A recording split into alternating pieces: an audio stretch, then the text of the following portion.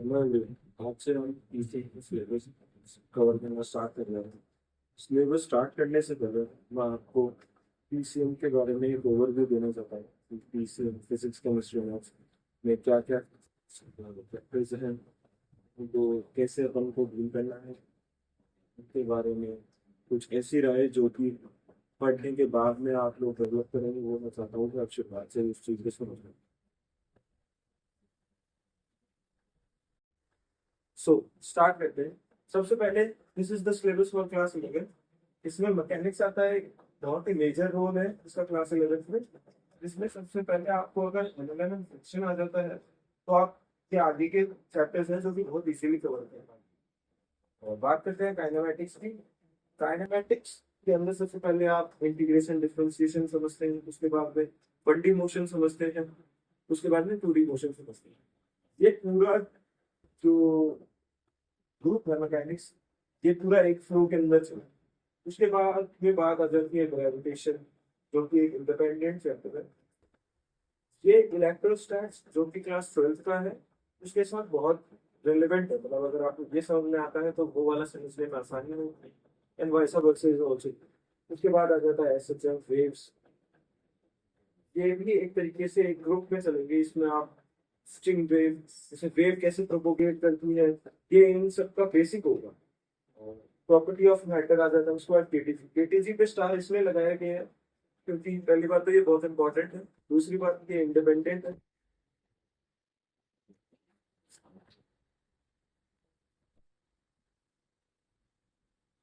हाँ, तो केटीजी पे इसलिए स्टार लगाया गया है क्योंकि पहली बात ये बहुत इंपॉर्टेंट है, दूसरी बात ये इंडिपेंडेंट भी है और इससे सवाल काफी रहते हैं। उसके बाद आ जाता है फ्लूइड्स और उसके बाद में आ जाता है आपका क्लास 11 का पहला चैप्टर, यूनिट्स एंड डायमेंशन, जो कि हमने सबसे नीचे रख रखा है क्योंकि ये भी ये चैप्टर आपको ये नहीं सिखाता है कि आपको कैसे फिजिक्स को अप्लाई करना है। ये सिर्फ आपको ये बताता ये सिर्फ ये बताता है तो सिर्फ फिजिकल क्वांटिटीज की कैसी यूनिट्स होती है, कैसा डायमेंशन होता है, and these type of things.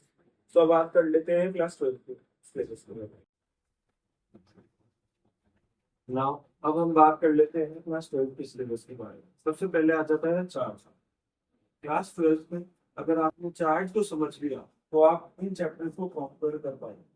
क्योंकि जैसे जैसे सबसे पहले अगर चार्ज रुका हुआ है तो वो क्या प्रॉपर्टीज शो करता है, क्या इफेक्ट्स शो करता है, उन चीजों के बारे में हम पढ़ेंगे इलेक्ट्रोस्टैटिक्स। उसके बाद में चार्ज को किसी पर्टिकुलर डिस्टेंस तक लाने में कितना वर्क डन हुआ, under the influence of electric field या फिर अगर विदाउट इलेक्ट्रिक फील्ड हम लाएंगे तो कितना वर्क डन लगेगा, पोटेंशियल एनर्जी और वर्क डन में क्या डिफरेंसेस हैं। इन चीजों के बारे में हम पढ़ेंगे इस तरह। उसके साथ ही साथ आ जाता है कैपेसिटर। कैपेसिटर एक्चुअली एक डिवाइस है जो कि चार्ज को अपने अंदर स्टोर करके रखता है, ताकि जब बड़ी बड़ी मशीन्स को, बड़ी बड़ी डिवाइसेस को एक साथ एक बूस्ट चाहिए होता है चार्जेस का, तो वो एक साथ विद इन सेकेंड सप्लाई कर। उसके बाद आ जाता है करंट। जब चार्ज चलना शुरू हो जाएगा तो वो करंट डेवलप होगा। उसकी वजह से क्या क्या चीजें होगी, क्या नहीं होगी, वो हम पढ़ेंगे इस सब। उसके बाद आ जाता है magnetism, basically magnetic effects of current. तो जब करंट डेवलप हो चुका है तो उसकी वजह से मैग्नेटिक इफेक्ट्स देखे जा सकते हैं। वो मैग्नेटिक इफेक्ट्स क्यों होते हैं, उनके पीछे क्या थ्योरी दी गई, क्या चीजें, कैसे हम मैग्नेटिक इफेक्ट्स को डील करते हैं, वो हम एक बार पढ़ते हैं। इसके अंदर अर्थ का मैग्नेटिज्म, तो अर्थ में मैग्नेटिक इफेक्ट्स कैसे देखे जाते हैं, नॉर्थ पोल साउथ पोल, उनके साथ magnetic south pole, magnetic north pole, ये चीजें क्या होती है वो हम इसमें पढ़ेंगे। उसके बाद आ जाता है ईएमआई, इलेक्ट्रोमैग्नेटिक इंडक्शन। अब अगर एक वायर में करंट डेवलप हो चुका है, उसकी वजह से एक मैग्नेटिक फील्ड डेवलप हो चुकी है। मैग्नेटिक फील्ड बेसिकली एक पर्टिकुलर रीजन को बोलते हैं, पर्टिकुलर एरिया को बोलते हैं जिसके अंदर हम मैग्नेटिक इफेक्ट्स को एक्सपीरियंस कर सकते हैं। हम मतलब चार्ज का, चार्ज मैग्नेटिक इफेक्ट को एक्सपीरियंस कर सकते हैं। उसके बाद आ जाता है AC. AC means alternating current. तो ऑल्टरनेटिंग करंट तक आप समझ चुके होंगे कि चार्जेस को हम कैसे डील करते हैं। इसके अंदर हम पढ़ेंगे कैसे पोटेंशियल को डील करा जाता है, कैसे फ्रीक्वेंसी को डील करा जाता है, कैसे एक मशीन 220 वोल्ट पर और 50 फ्रीक्वेंसी पे, 50 हर्ट्ज की फ्रीक्वेंसी पे वर्किंग कंडीशन में होता है, इन चीजों के बारे में हम इसमें पढ़ें। उसके बाद आ जाता है EMW, मतलब इलेक्ट्रोमैग्नेटिक, सॉरी इलेक्ट्रोमैग्नेटिक वेव्स। हाँ, तो इसके अंदर आपने अब देखिए यहाँ तक हम ये पढ़ चुके हैं कि मैग्नेटिक फील्ड कैसे डेवलप हुई है, इलेक्ट्रिक फील्ड कैसे डेवलप हुई है। अब उन दोनों को अगर हम साइमल्टेनियसली मतलब एक साथ लेके अगर चल रहे हैं तो क्या क्या इफेक्ट्स देखे जा सकते हैं, क्या नहीं होगा, वो हम इसके अंदर पढ़ें। उसके मतलब अब इसके बाद में हम देखते हैं हीट ट्रांसफर। करंट में आप पढ़ चुके होंगे कि करंट कैसे डेवलप होता है, तो आप यहाँ पे समझ पाएंगे कि हीट करंट कैसे डेवलप होता है, इसलिए हमने इसको साथ में लिया। और इलेक्ट्रोस्टैट सॉरी इलास्टिसिटी है, तो इलास्टिसिटी भी एक इंडिपेंडेंट चैप्टर है। इसको हम वैसे तो वीडियो की सीरीज अलग अलग चैप्टर वाइज ही आई, लेकिन इसको हमने यहाँ पे रख दिया है, लेकिन हम पढ़ेंगे इसको क्लास 11th में। उसके बाद आ जाता है मॉडर्न मॉडर्न फिजिक्स। ये इंडिपेंडेंट है, ये पूरा चारों चैप्टर्स 5 6 चैप्टर का जो ग्रुप है ये एक साथ चलेगा, जिसमें हम बेसिकली पहले चैप्टर में तो थ्योरीज पढ़ेंगे, क्या थ्योरी देंगे। उसके बाद में एटॉमिक और न्यूक्लियर फिजिक्स है, जैसे जो आजकल अल्फा डीके या बीटा डीके मतलब आजकल मतलब जो बॉम्ब्स के अंदर ये चीजों को यूज किया जाता है, न्यूक्लियर फिजन होता है, न्यूक्लियर फ्यूजन होता है, अल्फा डीके होता है, बीटा डीके होता है, ये चीजें क्या होती है उनको हम इसमें डील करते हैं। उसके बाद सेमीकंडक्टर आ जाता है, इसमें एन टाइप सेमीकंडक्टर आ जाता है, पी टाइप सेमीकंडक्टर आ जाता है, डायोड्स आ जाती है, जैसे आपने सुना होगा AMD क्या होता है, और दीज टाइप ऑफ थिंग्स। उसके बाद आ जाता है ऑप्टिक्स। ऑप्टिक्स के लिए हम स्पेशली कहना चाहेंगे कि जैसे आप अगर जेई मेंस का क्वेश्चन सॉल्व कर रहे होंगे तो रे ऑप्टिक्स में आपको इनफ कॉन्फिडेंस इनफ प्रैक्टिस जरूरी है, ताकि आप जो अच्छे लेवल के क्वेश्चन रहेंगे उनको आप डील कर पाए, क्योंकि ये बहुत ज्यादा डायग्राम बेस्ड है, तो आपको दिमाग में एक आइडिया होना जरूरी है कि ये रे यहाँ पे कट करेगी। जैसे फॉर एग्जाम्पल अगर सिर्फ फॉर्मूला बेस्ड क्वेश्चन आ गया तो आप इजीली डील कर पाएंगे, हाँ इसमें फॉर्मूला में रखना है और अपन को देखना है कि इमेज कौन सी टाइप की आएगी, रियल आएगी, वर्चुअल आएगी, बीच होगा। तो हाँ मैं कह रहा था कि रे ऑप्टिक्स के लिए आपको इनफ प्रैक्टिस जरूरी हो। तो अब हम देख लेते हैं कि बाकी सब्जेक्ट्स में क्या चीजें हमको पढ़नी है। नाउ हम अब बात करते हैं मैथ्स के बारे में। मैथ्स के अंदर क्लास वाइज डिवीजन नहीं है, बल्कि टॉपिक वाइज डिवीजन। इनको टॉपिक वाइज डिवाइड करने के पीछे एक ही थिंकिंग है कि इन टॉपिक्स को हमको एक तरीके से ट्रीट करना है। जैसे अगर आप कोऑर्डिनेट सॉल्व कर रहे हैं तो आपको दिमाग के अंदर उसका डायग्राम बनना जरूरी है, उसको एक पर्टिकुलर वे में सॉल्व करना है, और एक तरीके का रास्ता आपको चुनना होगा उस क्वेश्चन को सॉल्व करने के लिए। जैसे अगर आप कोऑर्डिनेट सॉल्व कर रहे हैं तो आपको एक तरीके की थिंकिंग रखनी पड़ेगी कि हाँ इसके अंदर ये चीज हो सकती है, ये चीज डील कर सकते हैं, ये चीज हो सकती है। लेकिन जैसे अगर कोऑर्डिनेट है तो उसकी मेंटेलिटी को आप लेके अलजेब्रा में नहीं घुस सकते, क्योंकि अलजेब्रा अपने आप पे ही एक बहुत डिफरेंट चीज है। अलजेब्रा एक पानी की लहर की तरह है जो कि एक फ्लो में ही चलेगी। इसको उस तरीके से सॉल्व करना होगा जैसे सीक्वेंस एंड सीरीज है, तो एक पर्टिकुलर मेथड होगा। जैसे जैसे आप क्वेश्चन सॉल्व करते जाएंगे आपकी आपका हाथ खुलता जाएगा, जैसे जैसे आपको फील होगा कि यार इसके अंदर तो अपन एक ही तरीके से सॉल्व करते जा रहे हैं, कोई भी क्वेश्चन है उसको थोड़ा सा घुमा फिरा के एक ही तरीके की सॉल्व करना, वैसे रहेगा इसमें इसमें और ऑल दीस अलजेब्रा में भी एक ही तरीके की थी। तो कोऑर्डिनेट के अंदर आ जाता है straight line, circle, parabola, ellipse, hyperbola. इसके अलावा पेयर ऑफ कर्व्स भी अपने आप में एक बहुत इंपॉर्टेंट टॉपिक है, क्योंकि देखा गया है कि बिट्स के अंदर ये बहुत डोमिनेंट है, and as well as for JEE, लेकिन बिट्स में बहुत ज्यादा डोमिनेंट है। एक से दो क्वेश्चन तो हर सेट में हर साल हर पेपर में देखे जाते हैं।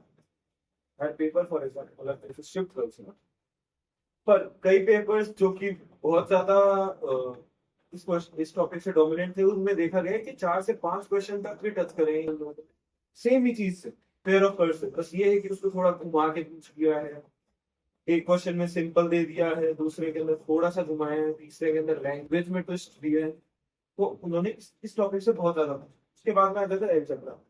एलजेब्रा में आ जाता है sequential series, quadratic equation, binomial and complex. Algebra में आपको सॉल्विंग पे ज्यादा ध्यान देना होगा। इसके अंदर आपकी थिंकिंग सिर्फ क्वेश्चन को क्रैक करने में हो। अब सर आप बोलोगे कि सर क्वेश्चन क्रैक करने के लिए तो हमें सब में ही थिंकिंग लेनी पड़ेगी, लेकिन इसमें क्या खास है? इसमें आपको सीरीज को देखना होगा कि सीरीज में ऐसा हो रहा है। इनके कुछ क्वेश्चन होंगे, जैसे for example sequence and series के, जो कि आप एक्चुअली के अंदर जोड़कर बता पाएंगे। जब मैंने जेई दिया और उसके अंदर जो क्वेश्चन आया था, उसको लिटरली मैंने 10 उसमें पूछा गया था कि 100 डिजिट तक आप अगर अपन सीरीज को जोड़ रहे हैं तो क्या आंसर बन रहा है। लेकिन वो क्वेश्चन 10th डिजिट के बाद में उसमें नाम मात्र का ही डिफरेंस आ रहा था, तो उससे जो मुझे नियरेस्ट ऑप्शन दिखा वो मैंने उसके अंदर टिक कर दिया। तो इसके क्वेश्चन उस टाइप में भी हो जाएंगे, लेकिन इनके बाकी के क्वेश्चन उस तरीके से आप नहीं कर पाएंगे। जैसे बात करते हैं ट्रिगो की। ट्रिगो के अंदर सबसे पहले आपको फीलिंग आना जरूरी है कि ये एक ट्राइंगल है, इसके अंदर अपन इसको ऐसे देखेंगे, इसको ये देखेंगे। लेकिन जब आप इक्वेशंस के बारे में पढ़ेंगे तो इसके अंदर प्रॉपर सॉल्विंग है। आपका दिमाग क्लिक करना चाहिए कि इसकी अपन ने ये आइडेंटिटी पढ़ी है, ये अगर बार बार रिपीट हो रहा है तो ये अपने आप में एक आइडेंटिटी बन चुका है। उसके बाद में इनवर्स, इनके अंदर ग्राफ बहुत ज्यादा इंपॉर्टेंट रहेंगे। उसके बाद बात आ जाती है इंटीग्रेशन एंड डिफरेंशिएशन। ये दोनों साथ में चलेंगे। साथ में चलने का सेंस ये है कि अगर किसी चीज को अपन ने, किसी चीज को मतलब छोटे छोटे पार्ट्स को अगर अपन ने जोड़कर एक बड़ा एरिया या बड़ी कोई चीज बनाई है, मतलब फॉर एग्जाम्पल अपन पहले तो अगर छोटे छोटे एरियाज को हमने जोड़कर एक बड़ा एरिया बनाया है, तो उस जोड़ने को हम इंटीग्रेशन कहेंगे। सिमिलरली एक बहुत बड़ा एरिया है जिसको आप फॉर्मूला से निकाल नहीं पा रहे हैं कि इसकी लेंथ, क्योंकि कहीं पे उसमें डिफरेंसेस है।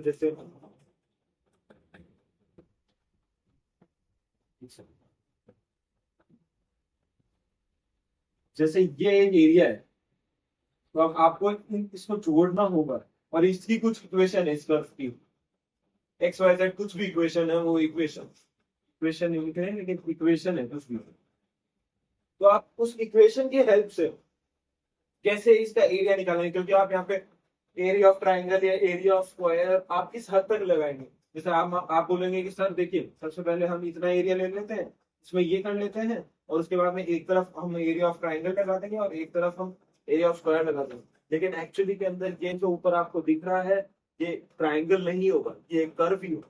तो इसको हम कैसे डील करेंगे, इसका एरिया कैसे निकालेंगे, वो चीजें हम इसके अंदर पढ़ेंगे।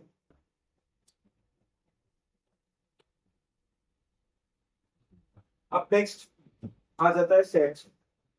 सेट्स एक पर्टिकुलर मतलब एक डिफरेंट तरीके की मेंटालिटी चाहिए आपको सेट्स को डील करने में, क्योंकि इसके अंदर आ जाता है रिफ्लेक्सिव और ट्रांसिटिव। इन चीजों को बच्चे सुनकर बोलते हैं ये चीज क्या है। जैसे अगर हम बात करते हैं क्लास 12 के लिए स्पेशली, तो उसमें तो एक क्वेश्चन आ जाता है 5 नंबर का या 3 नंबर का कि इस चीज को आप ऐसा प्रूफ कर दीजिए।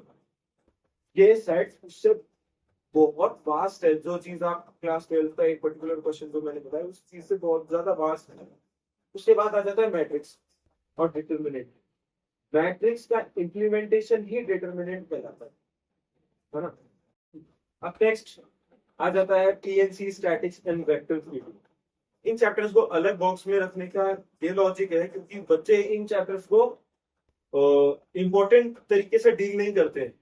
इन चैप्टर्स में जो कॉन्सेप्चुअल आपको क्लैरिटी होनी चाहिए या लेवल ऑफ कंसंट्रेशन जो जरूरी है, वो बच्चे रखते नहीं है, और जिसकी वजह से इन तीनों चैप्टर्स में वो मार्क खा जाते हैं। जबकि टीएनसी बहुत ज्यादा इंपॉर्टेंट चैप्टर है।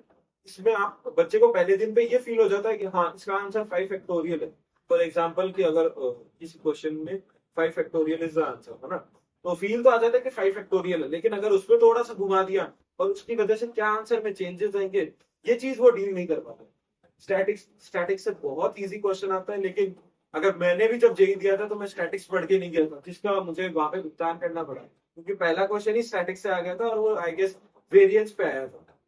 उसके बाद वेक्टर 3D को इम्पोर्टेंट रखने के लिए मैंने बात इसलिए इसको इम्पोर्टेंट रखा है क्योंकि इसमें इतने ज्यादा फॉर्मूलाज हैं जिनका इम्प्लीमेंटेशन बहुत जरूरी है। क्योंकि जितना ज्यादा आप इम्प्लाई करेंगे उतना ज्यादा ही आप क्वेश्चन के अंदर, मतलब वेक्टर 3D से एक पर्टिकुलर टाइप ऑफ क्वेश्चन ही आएगा जो कि एक बेसिक होगा, लेकिन आपको यही याद नहीं रहेगा कि वो फॉर्मूला क्या था। इसमें मल्टीपल रिविजन जरूरी होगी फॉर्मूला। सो अब नेक्स्ट हम बात कर लेते हैं केमिस्ट्री। सो अब नेक्स्ट हम बात कर लेते हैं केमिस्ट्री के बारे में।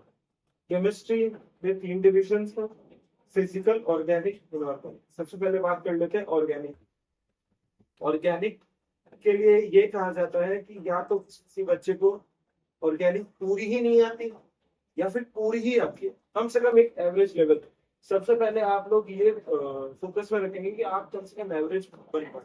जैसे आपको जो बहुत जनरल रिएजेंट्स हैं वो कैसे रिएक्ट करते हैं उस चीज के बारे में नॉलेज होना चाहिए। जैसे फॉर एग्जांपल जब मैं क्लास 12th में था तो हमारे टीचर ने क्लास 12th में था तो बेसिकली ये वाले चैप्टर्स आए आए थे हमारे, लेकिन उन्होंने हाइड्रोकार्बन के अंदर आता है O3 जिसमें ZnO2 निकल जाता है और वो मतलब एक पिरामिड टाइप पेंटागन टाइप कुछ स्ट्रक्चर बनता है और उससे मतलब रिएक्शन कैरी आउट करेगा। तो हमारे सिलेबस में तो थे ये चैप्टर्स, लेकिन उन्होंने हाइड्रोकार्बन में जो O3 पढ़ाया जाता है उसको क्वेश्चन में डाल दिया, जबकि वो चीज हमारे सिलेबस में तो थी नहीं, लेकिन हम उस चीज पे लड़ तो नहीं पाए कि पूरा ऑर्गेनिक लिखा हुआ था सिलेबस में। तो वो चाहे ये हो पूरा ऑर्गेनिक आता है।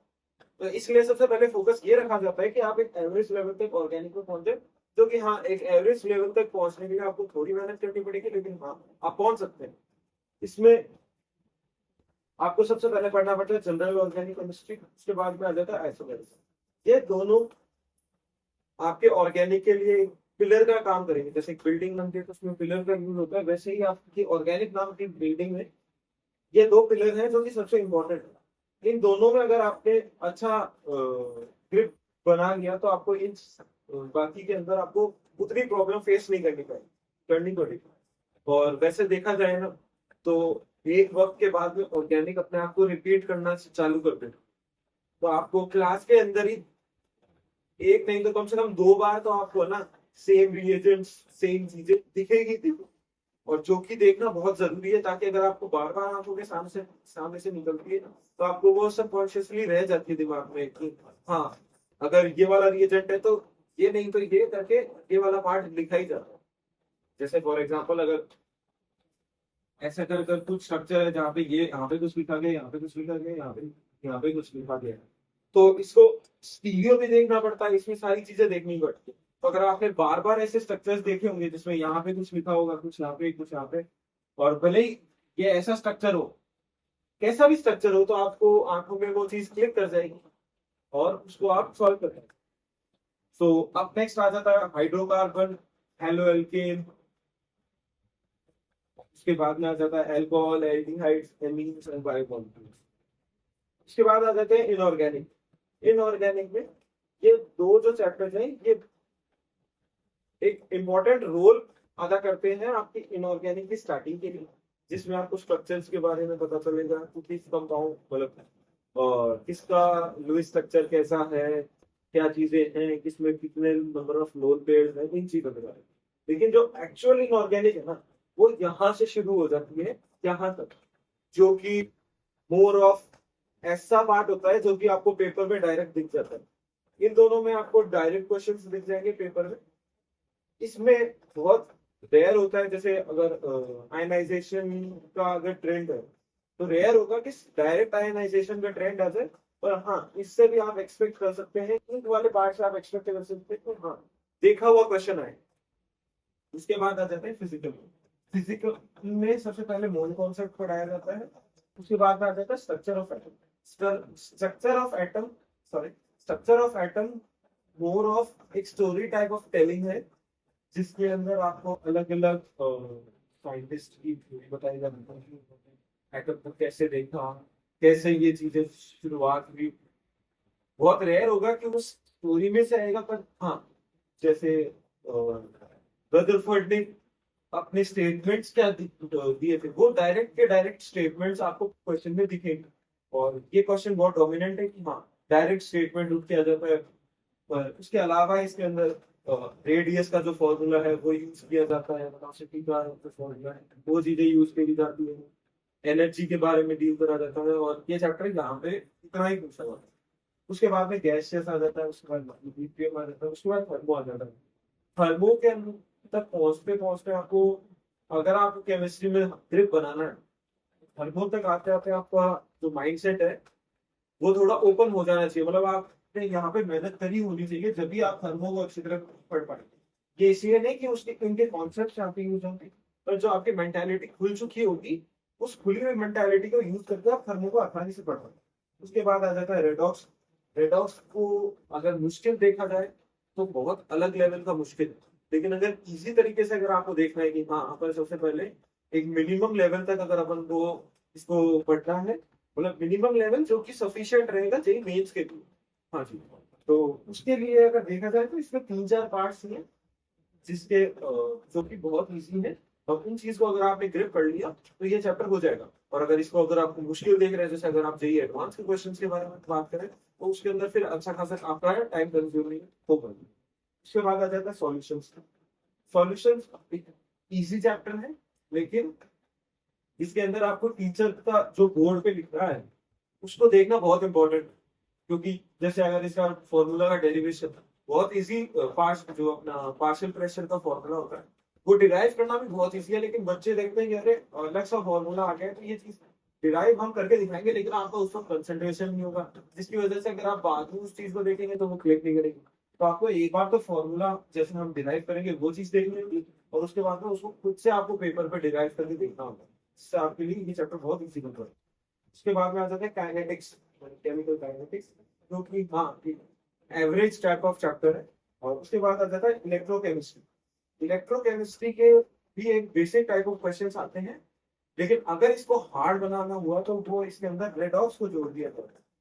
तो फिर 2 चैप्टर या 3 चैप्टर का ग्रुप बनकर एक क्वेश्चन जब आता है तो वो बेसिकली हाँ एक हार्ड क्वेश्चन हो जाता है। अगर इसमें से हार्ड आएगा तो उस टाइप का आएगा, नहीं तो जो डायरेक्ट डेनियल सेल के ऊपर क्वेश्चन आता है या फिर मतलब हाँ बेसिक टाइप ऑफ क्वेश्चन आएंगे, जैसे डेनियल सेल पे हो गया, या फिर ये रिएक्शन है तो इसके अंदर जो ब्रिज है वो ब्रिज को सिग्निफाई कर और एक इक्वेशन लिखना है, उसके बाद ट्रांसफर ऑफ इलेक्ट्रॉन लिखने हैं, और उन दोनों को अगर कैलकुलेट करेंगे तो एक हमेशा बन जाएगी, उस चीज को आपको शो करना है, ये चीज इसके अंदर।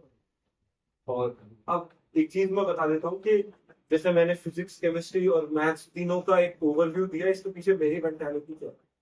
पहली बात तो ये है कि मैं इन चैप्टर को खुद पढ़ चुका हूँ, तो मुझे पता है कि जब हम इस पे 5 या 6 दिन लगा चुके होते हैं तो हम किस लेवल ऑफ मेंटालिटी पे आ जाते हैं।